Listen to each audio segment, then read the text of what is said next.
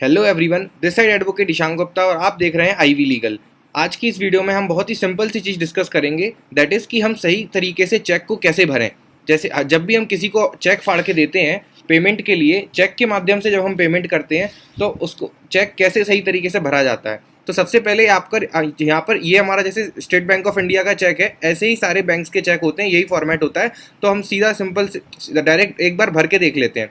सबसे पहले देखो यहाँ पर डेट होता है, तो जैसे आज 22 है तो आप यहाँ पर डेट डाल देंगे 2204, और जो भी ईयर चल रहा है जैसे अभी करंटली 2024 है तो यहाँ पर 2024 आप DDYYMM के फॉर्मेट में आप यहाँ पर डेट लिख देंगे। एंड ये डेट यहाँ पर लिखा हुआ है कि this that is valid for 3 months, ये केवल 3 महीने के लिए वैध है। मतलब कि जिस दिन आपने चेक बना लिया उस दिन से जिस दिन यहाँ पर डेट डल गई, मतलब बना लिया तो आप बना तो सकते हो, बट जिस दिन आपने डेट डाल दी उस डेट से फिर 3 महीने तक के लिए चेक वैलिड रहता है। उसके बाद फिर cheque can not be use, cheque फिर यूज नहीं हो सकता। अब यहाँ पर पे पे मतलब है कि किसको आपको किसको पेमेंट देना है चेक के माध्यम से। तो फॉर एग्जांपल कि अपन को राम को पेमेंट करना है, तो यहाँ पर राम को पेमेंट करना है तो राम यहाँ पर जिस भी पर्सन को पे करना है उसका नाम लिख दोगे यहाँ पर।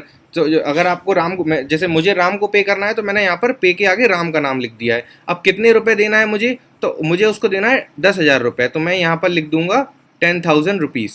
ठीक है, 10,000 रुपीज़।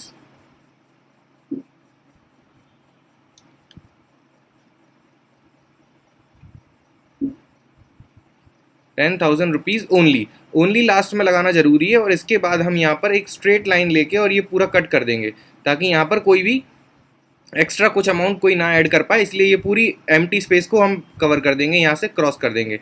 अब ये हो गया हमारा, हमने अमाउंट वर्ड्स में लिख दिया। वर्ड्स में लिखने के बाद यहाँ पर आपको नंबर्स में भी लिखना पड़ेगा। तो 10,000 रुपये के 10,000 रुपये हमको राम को देना थे, तो उसके लिए हमने 10,000 रुपये पहले वर्ड्स में लिख दिए। अब यहाँ पर हम नंबर्स में लिख देंगे, और ये जब 10,000 पूरा कंप्लीट हो जाएगा तो यहाँ पर ऐसे स्लैश लगा के और इसको कवर कर देंगे ताकि यहाँ पर आगे कोई डिजिट ना बढ़ा पाए। इसके बाद आपको कुछ नहीं करना है। इसके बाद ये अमाउंट हो गया है, राम को पेमेंट हो जाएगा, 10,000 रुपीज़ का हो जाएगा और आपके अकाउंट नंबर से कट जाएगा। आपका अकाउंट नंबर यहाँ पर लिखा हुआ है, ये आपका अकाउंट नंबर है। तो इस अकाउंट से पेमेंट किसको हो जाएगा, राम को हो जाएगा 10,000 रुपीज़। और ये यहाँ पर आप अपना सिग्नेचर कर दोगे, यहाँ पर आपका सिग्नेचर हो जाएगा आपके नाम के ऊपर। और इसमें एक और चीज़ इंपॉर्टेंट ये है कि जैसे अगर मैं अगर चाहता हूँ कि मैं राम को 10,000 रुपये के पेमेंट के लिए चेक इशू कर रहा हूँ राम के फेवर में, तो अगर मैं चाहता हूँ कि ये राम को कैश में ना मिले, डायरेक्ट राम के अकाउंट में जाए, तो मैं यहाँ पर चेक के ऊपर ऐसी 2 पैरेलल लाइन ड्रॉ कर दूंगा। अगर मैंने ये 2 पैरेलल लाइन ड्रॉ कर दी हैं, या इसके बीच में मैं चाहूँ तो अकाउंट पेई भी लिख सकता हूँ। यहाँ पर अगर मैं ऐसे अकाउंट और ये यहाँ पर पेई लिख देता हूँ, तो इसका मतलब है कि वो चेक अब राम के डायरेक्ट अकाउंट में जाएगा। अब राम इस चेक को अगर अपने बैंक में ले जाएगा, अपने बैंक की ब्रांच में ले जाएगा, तो वहाँ पर वो कैश में नहीं ले सकता, क्योंकि यहाँ पर मैंने यहाँ पर 2 पैरेलल लाइन ड्रॉ कर दी हैं चेक के यहाँ पर कॉर्नर में। चेक के हमेशा लेफ्ट हैंड साइड के कॉर्नर में आप अकाउंट पे ही या फिर सिर्फ 2 पैरेलल लाइंस भी ड्रॉ कर दोगे, तो उससे फिर ये हो जाता है कि अब सामने जिस भी पर्सन के फेवर में आपने चेक ड्रॉ किया है, वो जैसे इस केस में राम, उसके सिर्फ अकाउंट में ही पेमेंट जाएगा, अब वो कैश विड्रॉ नहीं कर सकता।